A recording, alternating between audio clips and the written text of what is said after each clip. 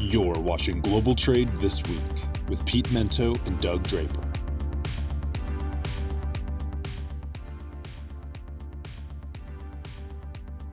Hello and welcome to another edition of Global Trade This Week. I am your host, Doug Draper, and normally I say across the pond, not across the pond, but across the country is Pete Mento, but Pete is on assignment. That's what you use in the news business when you say he's on vacation or out of pocket. So I'm excited to have Keenan Brugh from our production team join us. Keenan, what's up, man? Hey, it's good to be on this side of the camera. You know, I get to chat with you gents before and after the show each week and get to edit it together, but excited to be here on this side of it with you.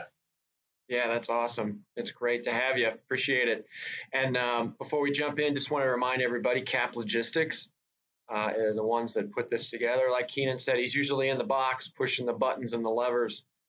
So we're excited to have him on this side. So please visit caplogistics.com for transportation and logistics services. And I think we'll just kind of jump into it. Does that sound all right, Keenan? Sounds great. You know, I wanted to kick us off this week with something that I was excited for Pete's take on, and maybe we'll get to hear his take next week on it.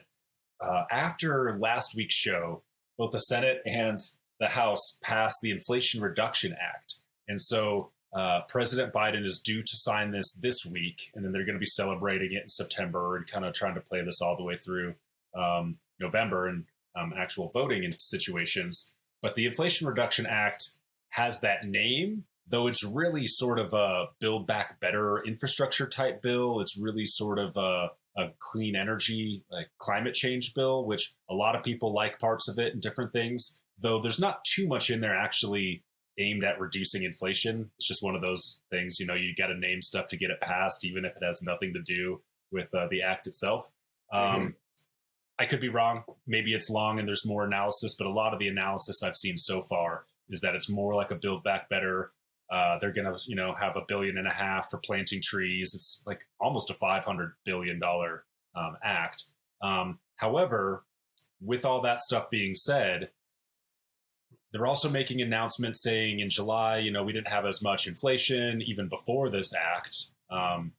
I'm seeing something a little different on the logistics side. We put together some economic analysis for Cap Logistics top customers. And one of the things we noticed this month was that the PPI, or the Purchasers Price Index, is still outpacing CPI, or the Producers Price Index is still outpacing CPI, Consumer Price Index. And so even as we've been seeing and noticing inflation for a while now in the consumer sphere, and the narrative has kind of been that some corporations are being greedy and just charging more prices because they can and different things like that, we're actually seeing higher numbers year over year for the producers. And so what that seems to indicate to me is that even with this act that may or may not address much inflation, we're still looking at the rest of the year that we could have prices rise because the costs have been going up on manufacturers that haven't yet been passed on to consumers. And a lot of this in the month over month information that you hear about, you know, we didn't have inflation in July. A lot of that was really dependent on energy. That was pretty much oil market changes going on, maybe some Iranian oil deal stuff going on.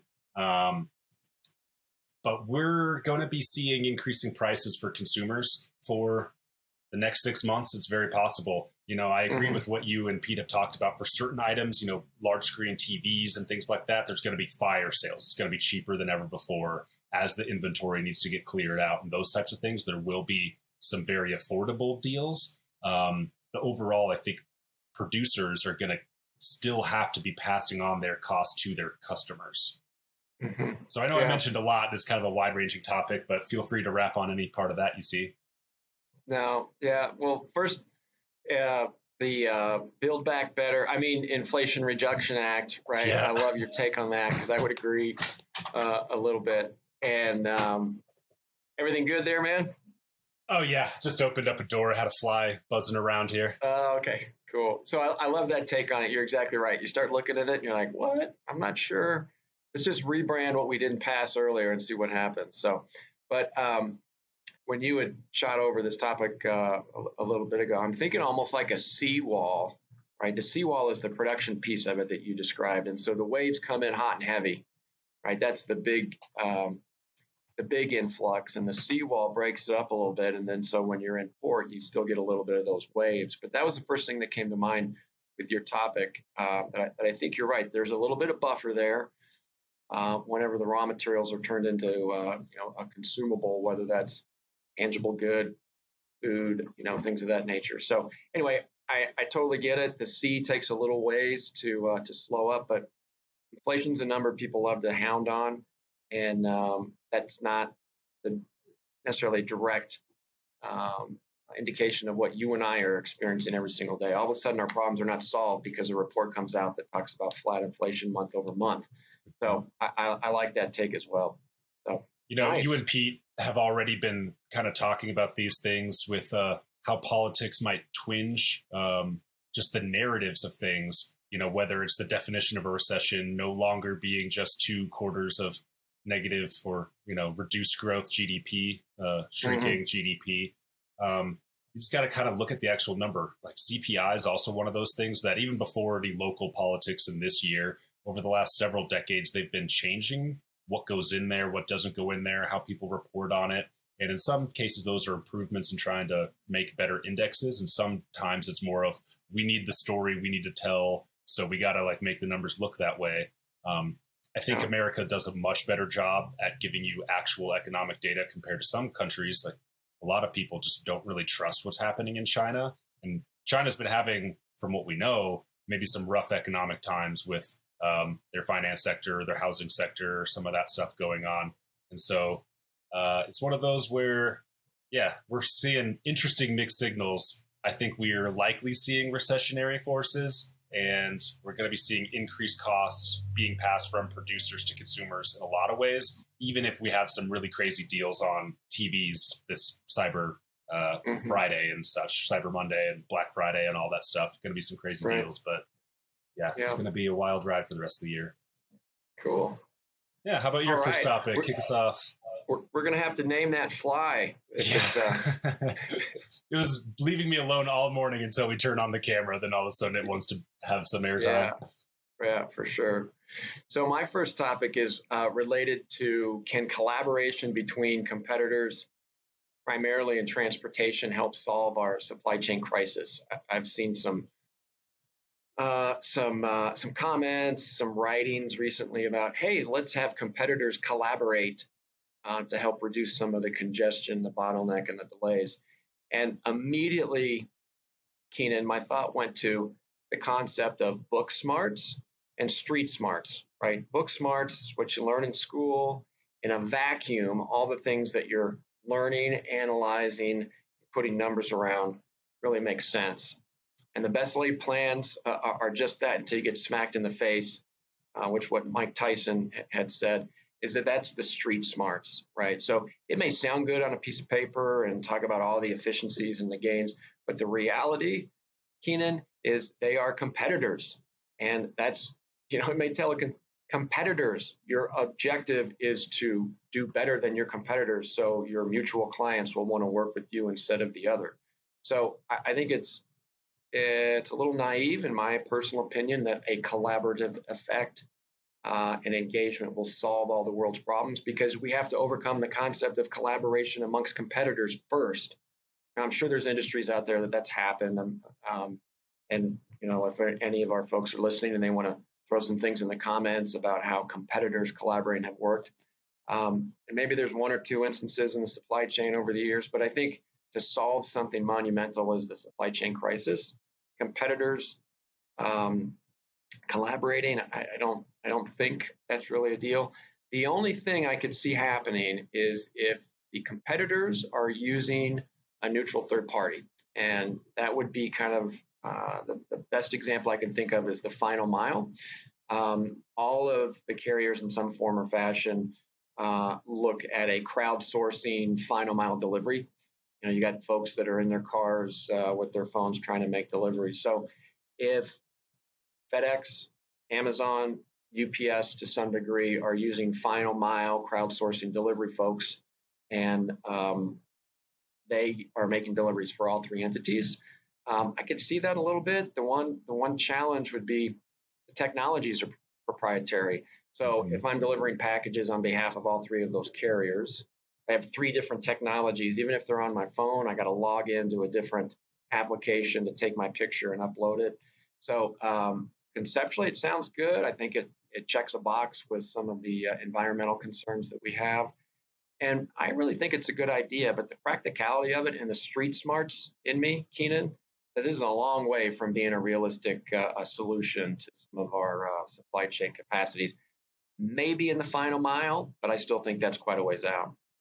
I think your instincts are spot on of what could happen if it works out well. And maybe there are instances like you were talking with Final Mile or, a couple years ago, even looking at what companies were trying to voluntarily do as far as standards for using blockchain or some sort of like, we're going to make up our own industry standard for international transportation.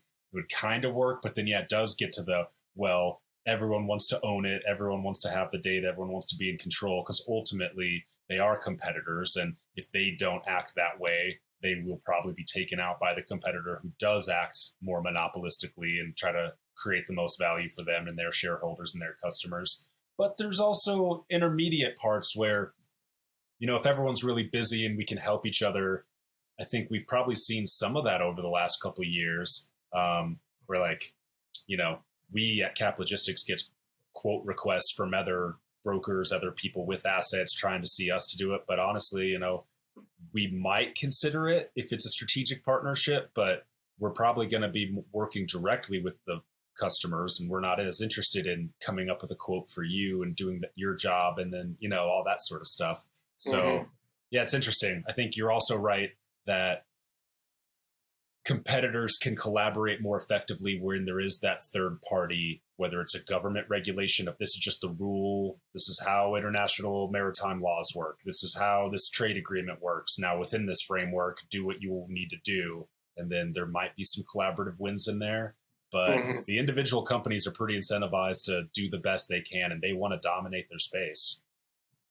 Yeah.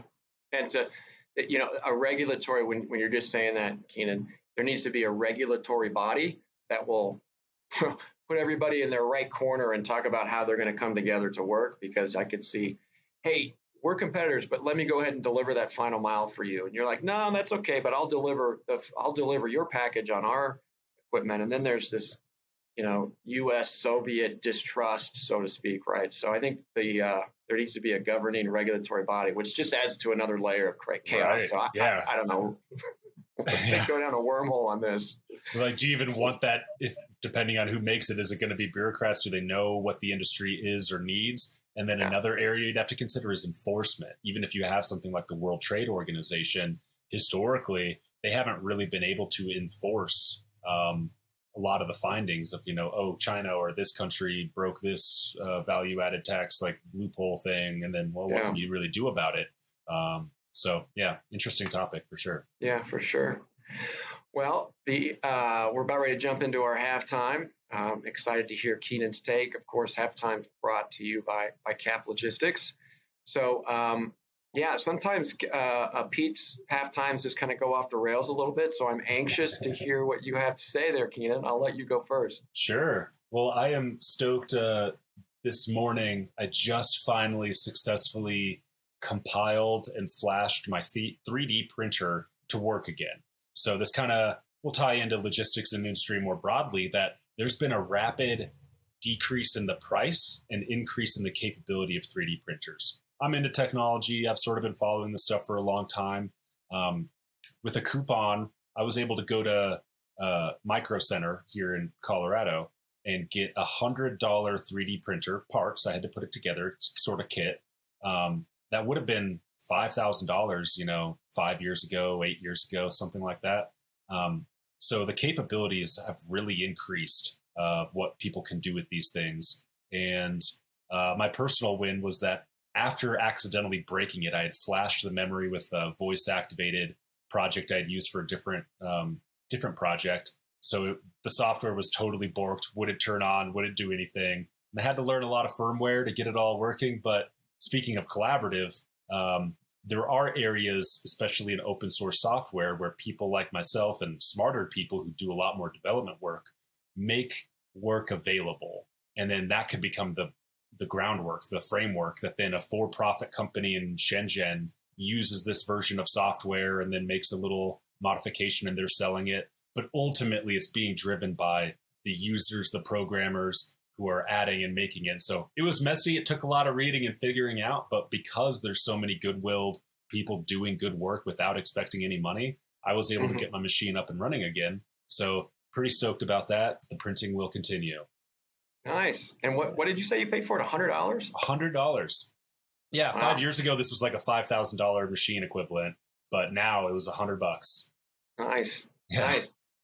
That's cool, man. So, well, my halftime kind of goes a little bit to our first topic. I was in our nation's capital this weekend, Keenan. Flew out there, was involved with this conference for college-age kids, talking to them about being good stewards and developing leadership techniques and things as they grow older.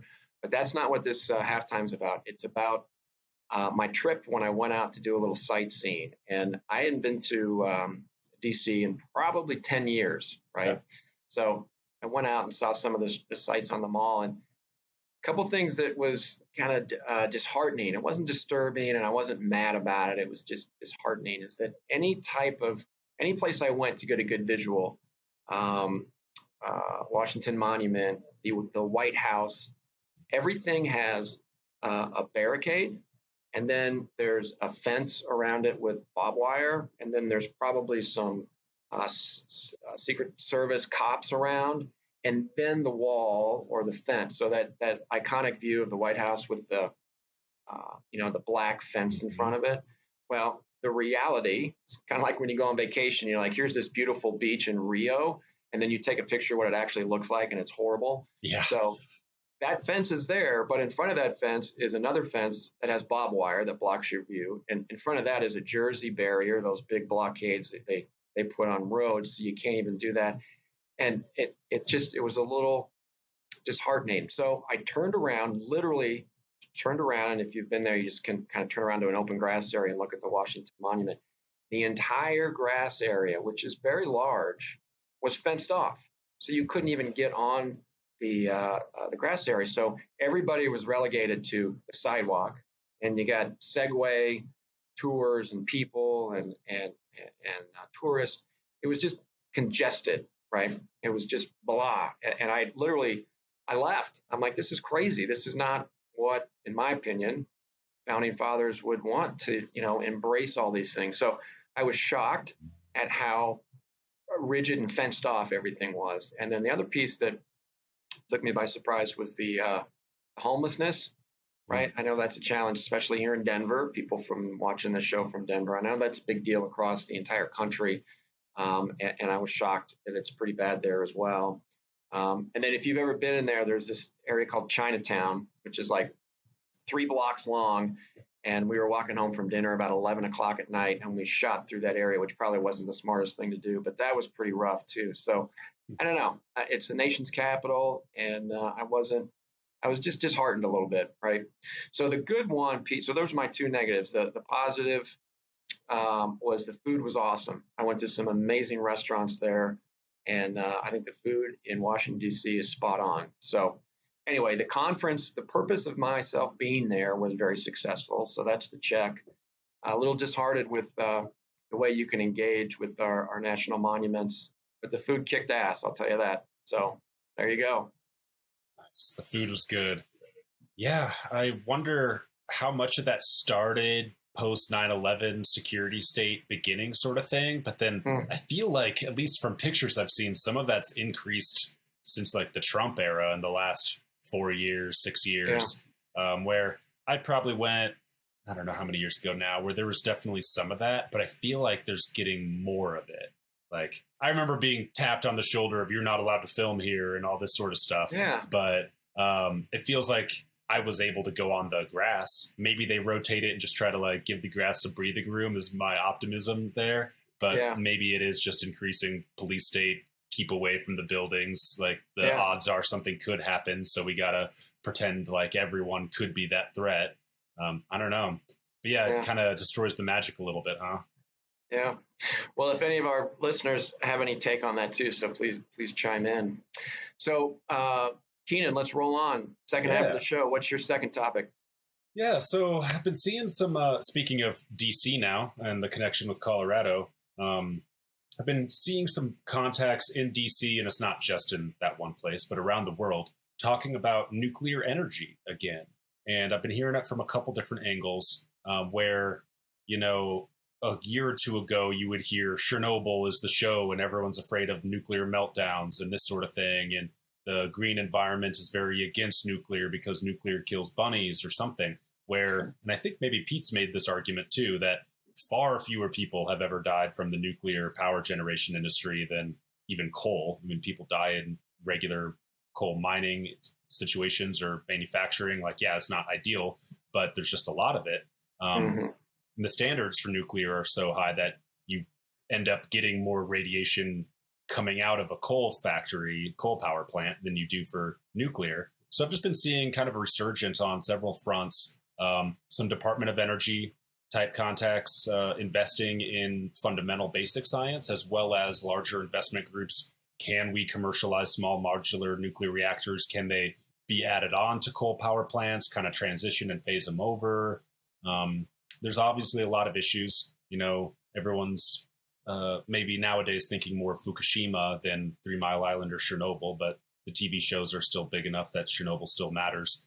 Fortunately, the technology has already come a long way where you can design much more passively safe. If you lose all power, like in the Fukushima, even if you have a backup generator fail and a backup generator fail, there are ways of designing that it just won't do a runaway. I'm a big fan of the thorium fluoride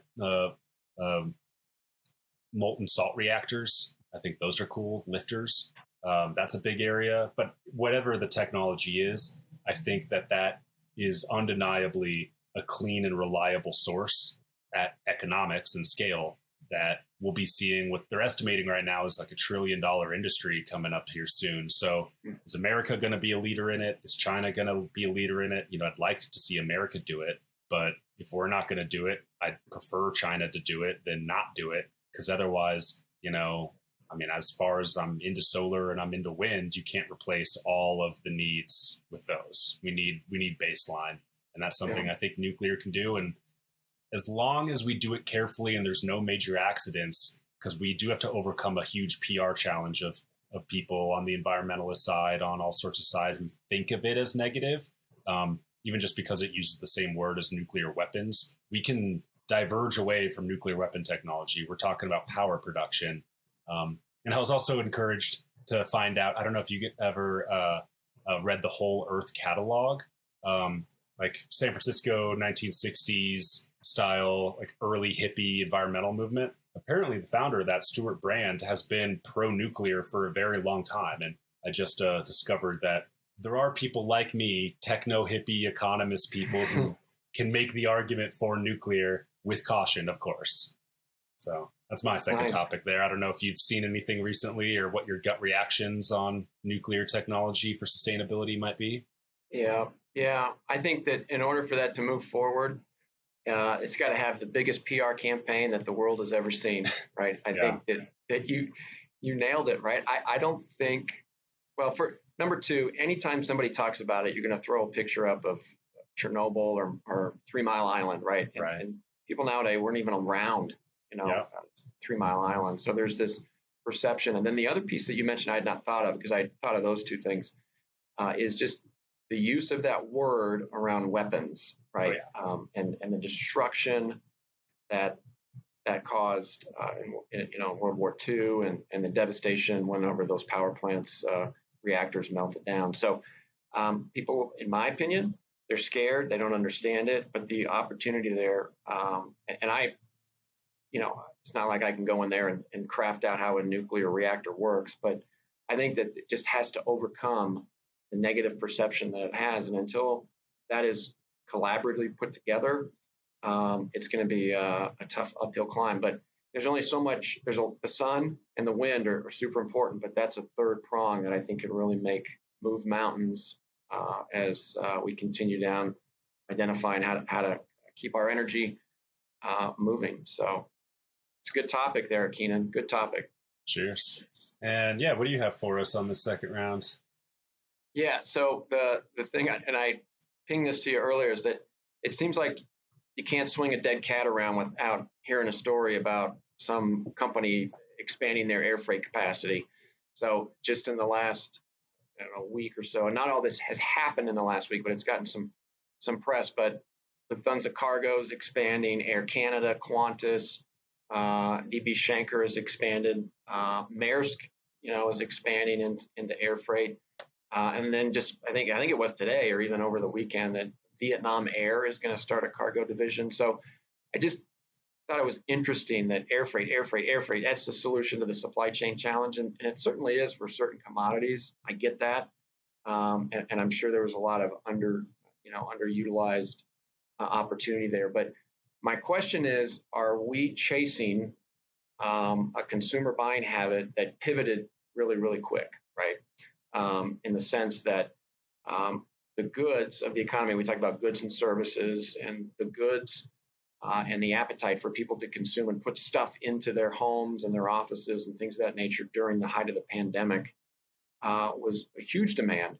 And then everybody ordered, all the buyers from all major companies that make a widget said, oh my gosh, we don't have enough stuff. Let's get more stuff. Well, now the reality is that people have flipped to a services economy and an experience economy. So people want to get out post-pandemic and experience the world, not bring it inside their home. And so my question is, could we see the same thing with air freight? We beef up the air freight capacity to the point where the consumers no longer dictate it.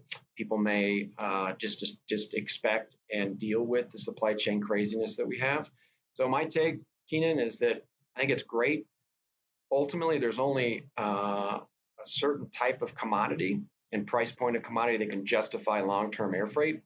And if I order a new lamp for my desk or a new shirt to wear, if it takes 3 or 4 days or 5 days to get there, it's not that big of a deal. So my point is, I think air freight's going to be over capacity here in a very short period of time, and we're going to be hearing liquidations of the same companies saying we got too much of this and they're trying to get rid of it. So I think in the air freight market, everybody's jumping in, but they're chasing a consumer buying habit that has already pivoted. So we'll have to see what happens in end of 2023 or 2024. That's kind of my forward-leaning take on that. Yeah, that's really interesting. And I agree. There's often a sort of pendulum swing. People all are exposed to some economic stimulus, some situation, and then they make their decisions of, I'm going to get into air freight because, the CAS index has shown that we're spending 83% more than we were 2 years ago. So let's just expand and we become air freight people. And then you get more entrants to the market, then they compete. And then all of a sudden that drives it down, especially if consumer demand is changing like you were describing. There may be some permanent knock-on effects from COVID policies and certain different things, but I think generally we'll see pendulum swings back and forth. We're going to start building a bunch more ships. We're going to have a lot more air carriers, right away. It was just, can we repurpose planes outfitted for humans just to start putting cargo on? And then you started seeing more and more cargo dedicated airlines going on with this. And there will be some need, and you're right, in some industries, there will always be air cargo, and cap logistics can always get you hooked up with that. Though you're right, I think the market will change where you're not going to send everything by air all the time in the future. And if too many companies got into it because of what we've seen the last couple of years, there probably will be fire sales of companies, of planes, of assets, and probably a reduction of the peak of air cargo capacity. Especially tying it into some of the other topics with clean energy type things. What's that going to look for in the future? I know we've talked about it a little bit, but what's the cleanest way to move things around the world? If we're starting to add on some of those ESG or some type of targets, companies might voluntarily start looking at those things themselves before regulation comes in and starts dictating how they can operate their transportation businesses. Exactly. Yeah. Great take on that one for sure. Great take. Well, Keenan, I think A+ as far as you filling in for for for Pete. I appreciate it. It's always great to have and talk to you. You and I talk all the time, on lots of other things. But it's cool to have you on the show. Appreciate all your perspectives as usual. Thank you. So for sure. And I want to thank our audience for joining us this week. Global Trade This Week. That's the name of the show. Hope you enjoy it. And hey, we say this in there, so I'm talking to you, the listeners and the audience out there. We want some feedback. Put some comments. If you think we're knuckleheads and we don't know what we're talking about, tell us. If you think we're spot on, tell us. We want your feedback, and we will reply. Suggestions on topics as well. Kick them in there. So I think that's it. Look forward to firing up the show again next week, and thank all of you for joining us. Have an awesome week. Take care. See you, everybody.